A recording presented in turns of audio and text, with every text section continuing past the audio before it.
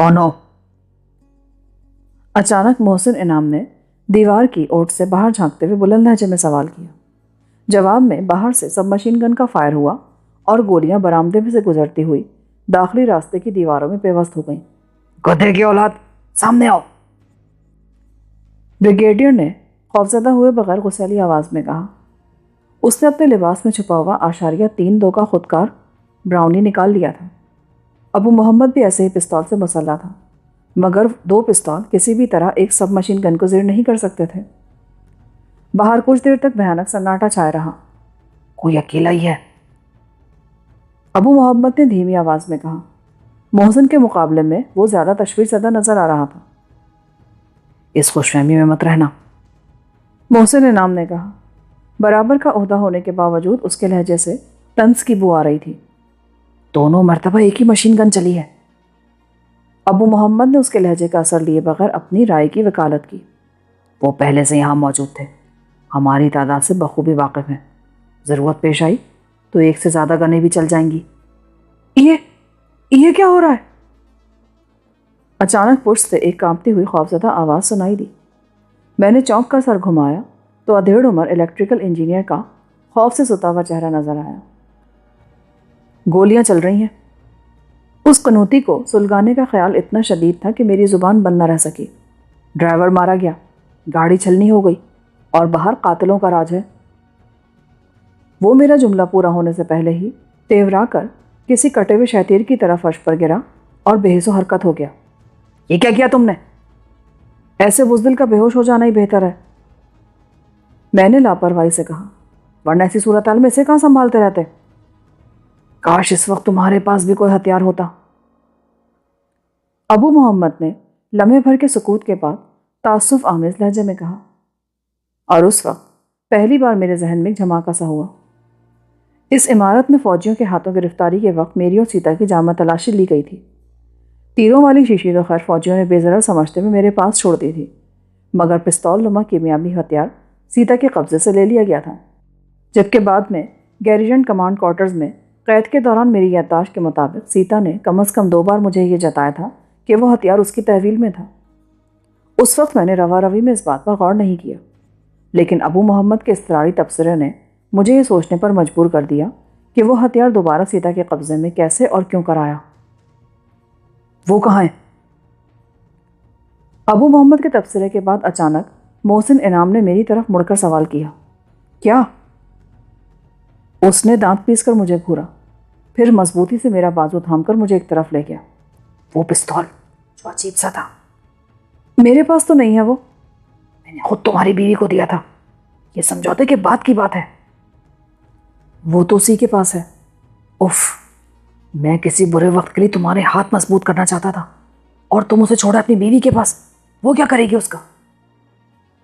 ایک قیدی لڑکی کا تحفظ زیادہ نازک ہوتا ہے، اگر اس پر برا وقت آ گیا تو وہ ہتھیار ڈالنے کے بجائے 10-5 کو مار کر خودکشی کر لے گی۔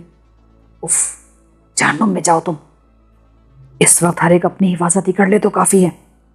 اس بار اس کا لہجہ قدرے بلند تھا، لہٰذا یہ تبصرہ ناصر نامی کیمیا دان نے بھی سن لیا، جو پتلون کی جیبوں میں ہاتھ ڈالے وہاں آ گیا تھا۔ کیا تم سنجیدہ ہو؟ اس نے محسن کو مڑنے کا موقع دیے بغیر پوچھا۔ ہمارے ساتھ رہو، اگر مقدر نے یاوری کی تو شاید بچ ہی جائیں۔ اس عمارت کی بھول بھلائیاں ہمارے لیے مددگار ثابت ہوں گی۔ مگر مجھے یہ نہیں بتایا گیا تھا کہ اس مطالعاتی دورے میں کسی تصادم کا بھی خطرہ ہے، ناصر نے بلند لہجے میں احتجاج کیا۔ ہم سب ایک ہی کشتی کے سوار ہیں، بلا وجہ بحث میں الجھنے کی ضرورت نہیں ہے۔ یہ بکواس ہے، تم مسلح ہو، اس کا مطلب ہے کہ تم تصادم کے امکان سے باخبر تھے۔ فی الحال خاموش رہو، زندہ بچے تو یہ معاملات بعد میں طے کر لیں گے، میں نے دخل اندازی کی۔ اسی لمحے اچانک ابو محمد نے سیدھا ہاتھ دراز کر کے باہر ایک فائر جھونک دیا اور تیزی سے پیچھے ہٹ گیا۔ باہر سے سب مشین گن چلائی گئی، جس کا شور بہت قریب سے آتا سنائی دیا۔ گولیاں تسلسل کے ساتھ دیواروں اور فرش میں پیوست ہوتی رہیں اور پھر ان آوازوں میں یکایک گونج پیدا ہو گئی۔ میرا دل اچھل کر حلق میں آ گیا۔ محسوس ہو رہا تھا کہ حملہ آور فائرنگ کی آڑ میں اندر داخل ہو چکے تھے، کیونکہ سب مشین گن کی اندھا دھند گونج کانوں کے پردے پھاڑنے لگی تھی۔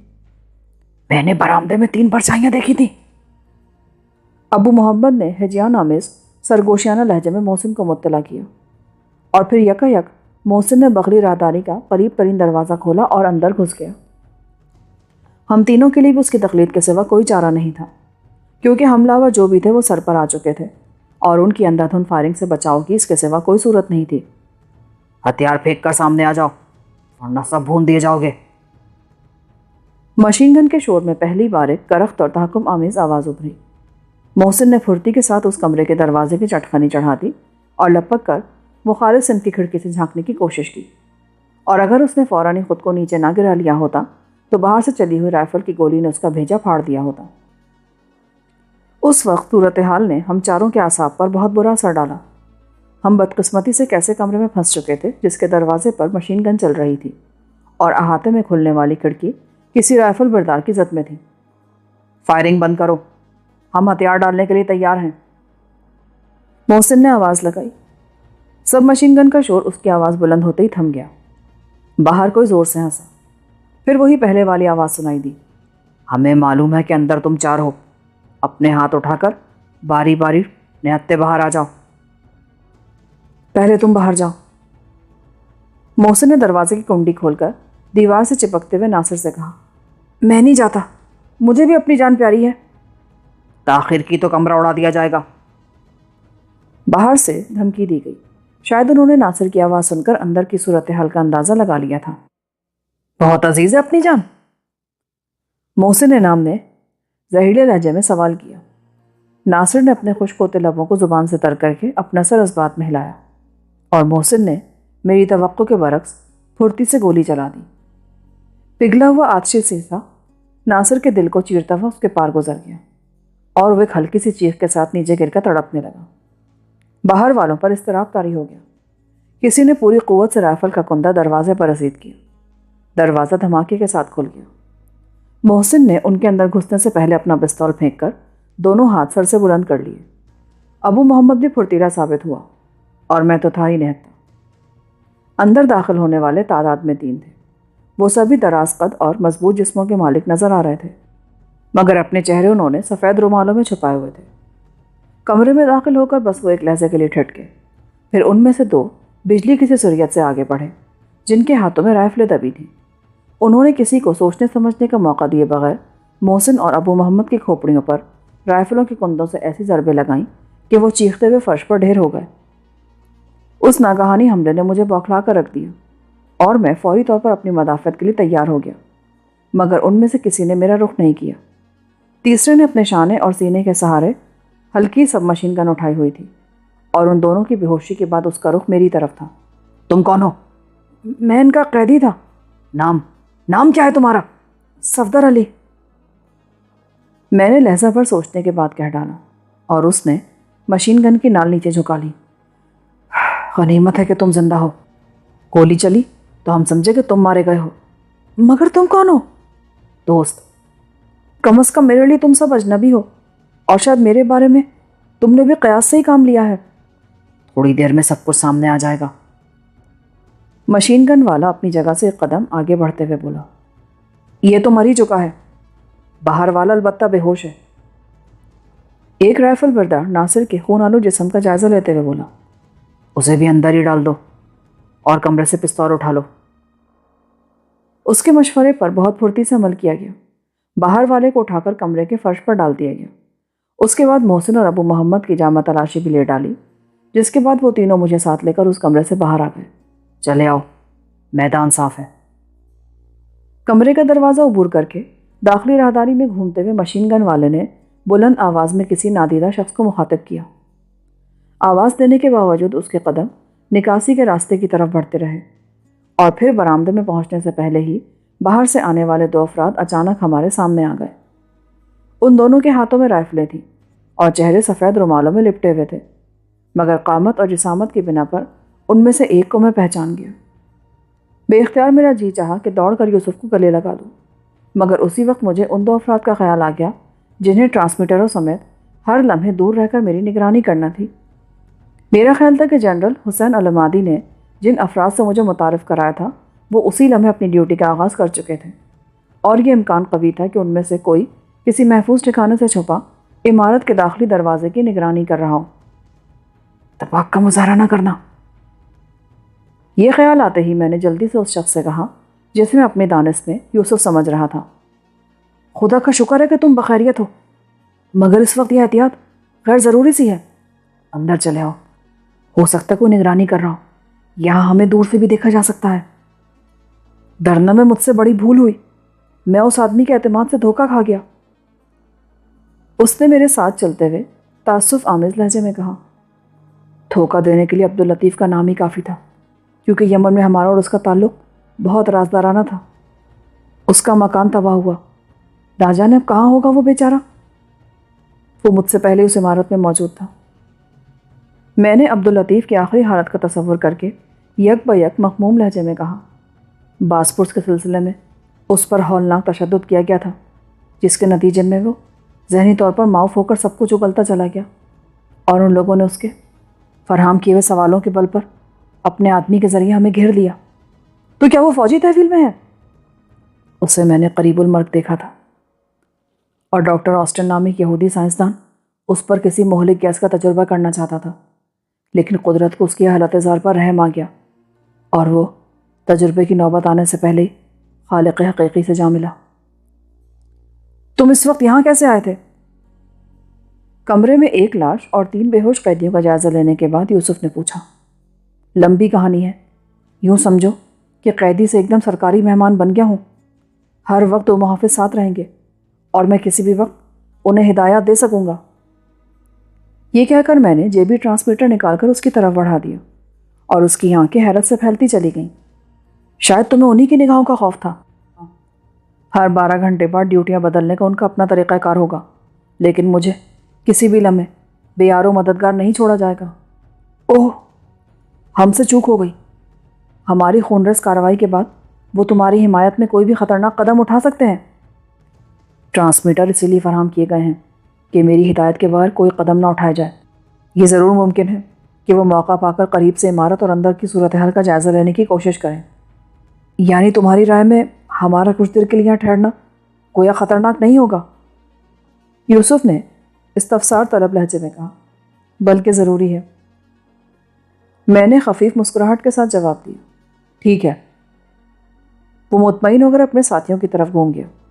ایک آدمی یہیں رکے، باقی لوگ باہر رہ کر کڑی نگرانی کریں گے۔ میں صفدر کے ساتھ رہ کر عمارت کا جائزہ لوں گا۔ آؤ۔ میں نے یوسف کے شانے پر ہاتھ رکھا اور اسے ساتھ لیتا ہوا اس کمرے سے باہر راہداری میں آ گیا۔ یہ رومال تو اب غیر ضروری ہے، اسے ہٹا دو۔ اس وقت عمارت میں ہم لوگوں کے علاوہ اور کوئی نہیں ہے۔ یہ مت بھولو کہ میں مفرور اشتہاری مجرم ہوں، احتیاط حرارت میں اچھی ہوتی ہے۔ بھابھی کہاں ہیں؟ فوجی حکام کی ارغمال ہے تاکہ آزادی پانے کے بعد میں ان کی مرضی کے مطابق کام کرتا رہوں۔ کیسا کام؟ ابھی خود ہی دیکھ لو گے۔ میں اسے تہخانے کی طرف لے کر جا رہا تھا۔ تم نے کسی ڈاکٹر آسٹن اور اس کے مہلک تجربے کا ذکر کیا تھا، وہ اس معاملے میں کہاں سے شامل ہو گیا؟ شامل نہیں ہوا، سارے معاملے کی بنیاد وہی ہے۔ اس عمارت کا تحفظ مائیکل ٹرمپ اور اس کے ساتھیوں کی ذمہ داری تھی، اور اس لیے کبھی کبھی ان کے تصرف میں بھی رہتی ہوگی، لیکن اس عمارت کا اصل حکمران ڈاکٹر آسٹن ہی تھا، جو اس عمارت کے خفیہ تہخانے میں زہریلی گیسوں اور کیمیاوی ہتھیاروں کی ایجاد اور پیداوار میں مصروف تھا۔ اپنے شرمناک تجربات کے لیے وہ جانوروں کے بجائے نہایت سفاکی کے ساتھ مقامی عرب باشندوں کو استعمال کرتا تھا۔ یہ سب تمہیں کیسے پتہ چلا؟ ہم دونوں کو آسٹن کے حوالے کیا گیا تھا، اور اس کے کسی حربے کے زیر اثر طویل مدت کے لیے ہلنے جلنے تک سے ہم معذور ہو گئے تھے۔ بس ایک ہی سمت میں ہم دیکھ سکتے تھے، یا سن سکتے تھے، یا بول سکتے تھے۔ ایک اعتبار سے میری اور سویتا کی زندہ ممی تیار کر کے ہمیں اسرائیل روانہ کرنے کی تیاریاں کی جا رہی تھیں کہ حالات ایک دم الٹ گئے۔ یہ بتاؤ، اس عمارت پر فوجی حملہ کیسے ہوا تھا؟ میں نے ڈرنا سے یہاں تک بہت احتیاط کے ساتھ اس کار کا تعاقب کیا جس میں تمہیں لایا گیا تھا۔ مجھے آخری لمحے پر اندازہ ہوا کہ تمہیں جال میں پھانس لیا گیا ہے۔ فوری طور پر تو میں بے بس تھا، مگر رات گئے میں نے عمارت میں داخل ہونے کی ناکام کوشش کی، اور اس عمارت کے محافظوں کی گولیوں سے بال بال بچ کر بمشکل اندھیرے میں فرار ہو سکا۔ تمہارے سلسلے میں یہ بات واضح ہو چکی تھی کہ مائیکل اپنے اسرائیلی آقاؤں کی خاطر تمہارے خون کا پیاسا ہو رہا ہے، لہٰذا میں نے کوئی خطرہ مول لیے بغیر ان کا وہی داؤ ان پر لوٹا دیا۔ جو عبد الباقر کی حویلی سے ہمیں پکڑوانے کے لیے اختیار کیا گیا تھا۔ میں نے بتایا کہ یوسف نامی مفرور مجرم اس عمارت میں چھپا ہوا ہے اور فوجی دستے فوری طور پر حرکت میں آ گئے۔ اس تمام عرصے میں قرب و جوار میں چھپ کر یہاں ہونے والی کارروائیاں دیکھتا رہا۔ مجھے تمہاری اور بھابھی کی گرفتاری کی خبر بھی مل گئی تھی اور میں نے وقت نکال کر اپنے چند ساتھی کو جمع کر لیا۔ فوج کی بھرپور کارروائی اور بھاری پہرے کے بعد اچانک یہاں سے ان کی روانگی نے مجھے پریشان کر دیا۔ پھر میں نے اسٹیشن ویگن میں دور سے تمہیں پہچان لیا اور اس موقع سے بھرپور فائدہ اٹھانے کا فیصلہ کر دیا۔ میرا خیال تھا کہ بھابھی بھی تمہارے ساتھ ہوں گی اور اس بار تمہیں چند گھنٹوں میں یمن سے نکال لے جانے کا منصوبہ بنا لیا گیا تھا۔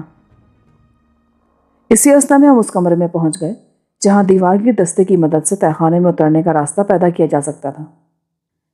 اس کمرے میں کیوں آئے ہو؟ میں نے آہستگی سے آہنی دستہ کھینچا اور دیوار کا بڑا سا حصہ کوئی آواز پیدا کیے بغیر فرش میں دفن ہو گیا۔ اوہ، تو یہ ہے وہ موت کا جنگل؟ چلے آؤ، اب یہاں ہر طرف موت کا بھیانک سناٹا راج کر رہا ہے۔ پہلی کشادہ سیڑھی پر پہنچ کر میں نے وہ راستہ دوبارہ بند کر دیا۔ یوسف نیچے کا جائزہ لے رہا تھا۔ یہ لاشیں؟ ہاں، ہم 6 لاشوں کے ساتھ کافی دیر تک تہہ خانے میں رہے۔ پھر مائیکل شاید خفیہ راستے سے 2 آدمیوں سمیت عمارت میں داخل ہوا اور تہہ خانے کے راستے کو کنٹرول کرنے والا نظام بحال کر کے اس اعتماد کے ساتھ اندر آیا کہ ہم دونوں بھی اس کے 6 آدمیوں کے سامنے بے بس رہے ہوں گے، اور پھر وہ تینوں بھی مارے گئے۔ 9 خون، خدا کی پناہ! کم از کم اپنے چہرے سے یہاں تو رومال ہٹا دو تاکہ روبرو گفتگو کا لطف آ سکے، باہر نکلتے ہوئے پھر لپیٹ دینا۔ اس نے رومال ہٹایا تو اس کے لبوں پر فخریہ مسکراہٹ تھی۔ مجھے فخر ہے کہ میں تمہارے دوستوں میں سے ہوں۔ بے سر و سامانی کے باوجود دشمن کی نفری کو خاطر میں نہ لانا بچوں کا کھیل نہیں ہے۔ ہمیں یہاں سے 2 خوفناک ہتھیار بھی ملے تھے۔ ارے، یہ لاشیں تو گل رہی ہیں۔ یہی تو بتا رہا تھا میں۔ ان سب کو موت کے گھاٹ اتار کر ہم باہر نکلے اور خود کو فوجیوں کے حوالے کر دیا۔ وہ میری گفتگو سننے کے ساتھ ہی تحیر زدہ نگاہوں سے اس زیر زمین دنیا کے عجائبات دیکھ رہا تھا۔ تہہ خانے میں اترنے سے پہلے میرا خیال تھا کہ شاید فوجی حکام نے وہ لاشیں وہاں سے ہٹوا دی ہوں گی، لیکن وہاں کے تفصیلی جائزے کے بعد مجھے جنرل عمادی کی دوربینی کا معترف ہونا پڑا۔ اگر اس کے منصوبے کے مطابق میں اسرائیلیوں سے رابطہ قائم کرنے میں کامیاب ہو جاتا تو انہیں اپنی کہانی کا یقین دلانا محض اسی صورت میں ممکن ہوتا جب ساری لاشیں تہہ خانے میں جوں کی توں ہوتی۔ میں یوسف کو تجربے کار کے مقاصد اور دائرہ کار کے بارے میں وہ سب بتاتا رہا جو مجھے آسٹن سے اپنے طور پر معلوم ہوا تھا۔ یہ ہے وہ سفاک ڈاکٹر آسٹن جو نہ جانے کتنے انسانوں کی بھیٹ لینے کے بعد مرا ہے۔ میں نے میز کے عقب میں پڑی ہوئی لاش کی طرف اشارہ کیا۔ اوہ، یہ تو پروفیسر ویلنگٹن ہے جو یمن کے سماجی حلقوں میں بہت مقبول تھا، مگر پچھلے 2-3 برس سے گھر بار چھوڑ کر یک بیک کہیں غائب ہو گیا تھا۔ کافی تلاش اور ناکام بھاگ دوڑ کے بعد لوگوں نے یہ سمجھ لیا کہ سمندر وغیرہ میں کسی حادثے میں اس کی جان تلف ہو گئی ہوگی۔ بیٹھو، میں نے اسے کرسی پیش کرتے ہوئے کہا اور خود بھی تھکے ہوئے انداز میں کرسی پر بیٹھ گیا۔ فوجی حکام تم سے کیا کام لینا چاہ رہے ہیں آخر؟ وہ اس تہہ خانے سے خوفزدہ ہیں اور چاہتے ہیں کہ میں کسی طرح اسرائیلیوں کو اس بات پر آمادہ کر لوں کہ وہ تہہ خانے کی ساری تنصیبات خفیہ طور پر اکھاڑ کر یمن سے لے جائیں۔ بڑی احمقانہ تجویز ہے۔ اول تو اسرائیلیوں تک تمہاری رسائی ہی مشکل ہے، اور پھر رسائی ہو بھی گئی تو تم ان کے چوہے دان سے کیسے نکل سکو گے؟ بظاہر احمقانہ نظر آنے والا منصوبہ اس قدر بھی بودا نہیں ہے۔ میں نے اسے اس منصوبے کی تفصیلات سے آگاہ کیا۔ پھر میں کچھ دیر خاموش رہا۔ اگر بھابھی کو یرغمال نہ بنایا گیا ہوتا تو سب کچھ ممکن تھا۔ میرے ذہن میں ایک تجویز ہے جو قابل عمل بھی ہے۔ وہ کیا؟ اس وقت ہوا بولتے ہوئے تمہاری شناخت کس حیثیت میں ہوئی ہوگی؟ میں تمہارا مطلب نہیں سمجھا۔ ہمیں دیکھا ہی کس نے ہے جو شناخت کی نوبت آئی ہوگی؟ ہو سکتا ہے مجھ پر معمور دونوں آدمیوں نے تمہیں دیکھ لیا ہو۔ یہ محض ایک مفروضہ ہے کہ اگر کسی نے دیکھا ہو تو وہ کیا اندازہ قائم کرے گا؟ ویسے تو تمہارے ساتھ آنے والے بھی ہوش میں آنے پر اپنی رائے کا اظہار کر سکیں گے۔ بس یہی کہا جائے گا کہ کچھ نقاب پوشوں نے حملہ کیا تھا۔ تم لوگوں پر فلسطینی ہونے کا شبہ تو نہیں کیا جائے گا؟ دور سے تو ہرگز نہیں۔ مخدوش حالات کے پیش نظر ہم نے اپنے روایتی طریقہ کار سے انحراف کیا ہے۔ ہاں، ہماری آوازیں سننے والوں میں سے کسی نے لب و لہجے کی بنا پر اندازہ لگا لیا ہو تو دوسری بات ہے۔ تمہاری آوازیں سننے والوں کو ختم کرنا ہی ہوگا۔ اعلیٰ فوجی افسر ہیں وہ دونوں، میں انہیں سادہ لباس کے باوجود پہلی نگاہ میں ہی پہچان گیا تھا۔ دونوں بریگیڈیئر ہیں، محسن انعام اور ابو محمد۔ ان کی ہلاکت کے بعد میری کہانی یہ ہوگی کہ اس عمارت میں ہم پر اسرائیلیوں کے ایک برق رفتار جتھے نے حملہ کر کے سب کو ہلاک کر دیا اور مجھے قیدی بنا لیا۔ یعنی تم جنرل عمادی کو اپنے مشن کی کامیابی کی فرضی اطلاع دینا چاہتے ہو؟ ہاں، قدرت نے اگر یہ موقع فراہم کیا ہی ہے تو اسے ضائع کرنا حماقت ہوگا۔ ابو محمد اور محسن سادہ لباس میں ہیں، ضروری نہیں کہ اسرائیلیوں نے پہچانتے ہوں۔ میں بتاؤں گا کہ وہ لوگ میرے مددگار سمجھ کر مارے گئے۔ یہ تمہارا خیال ہے کہ وہ محض یہ خبر پا کر تمہاری اور سیتا کی جان چھوڑ دیں گے؟ اس کا انحصار میرے رویے پر ہوگا۔ مجھے ہر قدم نپا تولا اٹھانا ہوگا۔ جنرل عمادی ذاتی طور پر اس تجربے گاہ سے بہت خائف ہے۔ ہو سکتا ہے وہ یہ شرط عائد کرنے کی کوشش کرے کہ تجربے گاہ کے سامان کی منتقلی سے قبل سیتا کو رہا نہیں کیا جائے گا۔ آخر یہ لوگ اس قدر بودے کیوں ہو گئے ہیں؟ ایسے مہلک ساز و سامان اسرائیل کو لوٹانے پر تلے ہوئے ہیں جو عربوں کے لیے مصائب کے جہنم پیدا کرتا رہے گا۔ آخر سے تباہ سب کچھ ممکن ہے، لیکن یہاں کے نازک سیاسی حالات مانے ہیں۔ ان فضولیات میں سر کھپانے کے بجائے کوئی راستہ تلاش کرو۔ وہ لوگ وہی کرنا چاہیں گے جو ان کے سر میں سما چکا ہے، اسے بدلنا میرے یا تمہارے بس سے باہر ہے۔ کیوں نہ ایسا بندوبست کیا جائے کہ تجربے کا سارا سامان اسرائیل کے بجائے کسی اور طاقت کے حوالے کر دیا جائے، مثلاً ایک بڑی طاقت جو ہماری ہمدرد بھی ہے۔ لیکن جنرل بہت چالاک ہے، وہ دور سے نگاہ رکھے گا، ایسا نہ ہو کہ راز فاش ہو جائے کہ سامان اسرائیل کے بجائے کسی اور ملک میں جا رہا ہے۔ اس کی تم پرواہ مت کرو، وہ ملک وسیع وسائل اور اختیار کا مالک ہے۔ یہاں وہی لوگ آئیں گے جو یہودی نما مغربی نظر آتے ہوں۔ اس طرح ایک پن دو کاج ہوتا ہے۔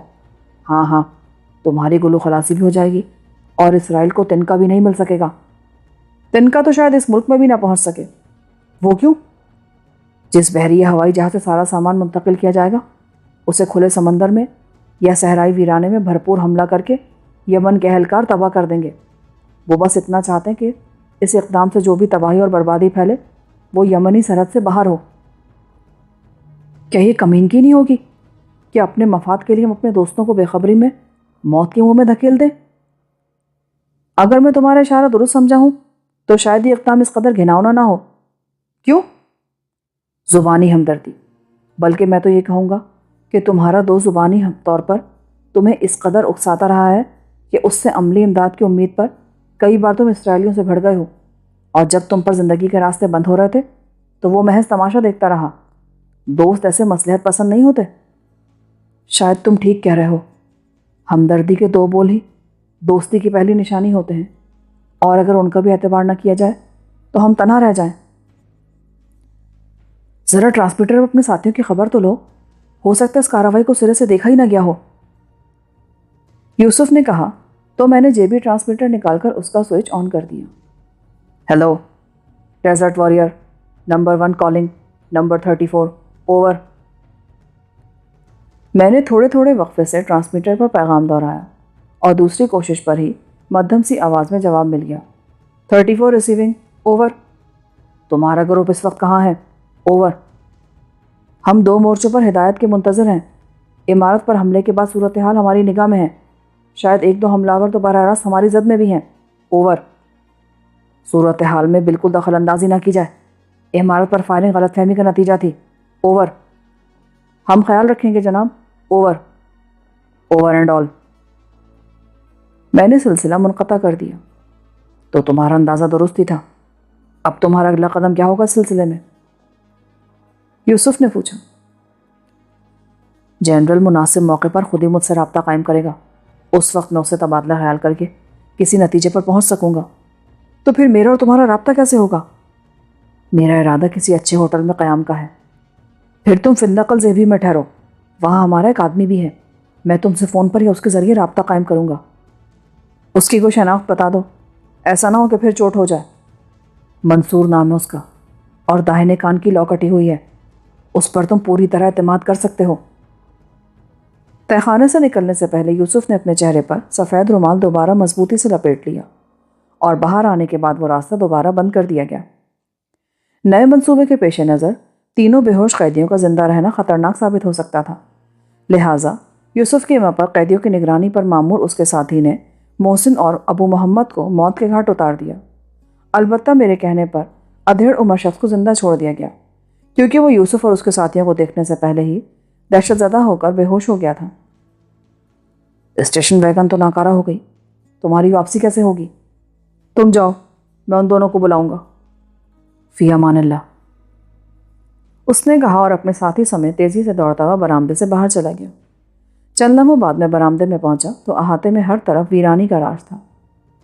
میں کچھ دیر تک سیڑھیوں پر خالی الذہنی کے عالم میں کھڑا رہا، پھر سفید اسٹیشن ویگن کے تباہل ڈھانچے کی طرف چل دیا۔ میں نے وہیں سے ٹرانسمیٹر پر اپنے نگہبانوں سے رابطہ قائم کیا۔ وہ اپنی کار سمیت کہیں موجود تھے اور مجھے عمارت سے نکل کر اسٹیشن ویگن کی طرف آتے دیکھ چکے تھے۔